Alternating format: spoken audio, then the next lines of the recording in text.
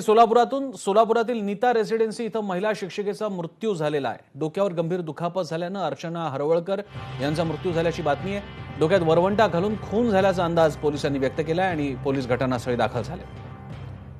आफताब शेख आपले प्रतिनिधी अधिक माहिती देतात। आफताब, प्रसन्न, आज दुपारी 2च्या सुमाराची ही घटना आहे आणि या घटनेमध्ये जे महिलेचे पती आहेत विकास हरवळकर ते देखील शिक्षक आहेत, त्यांना संशयित म्हणून पोलिसांनी ताब्यात घेतलेलं आहे।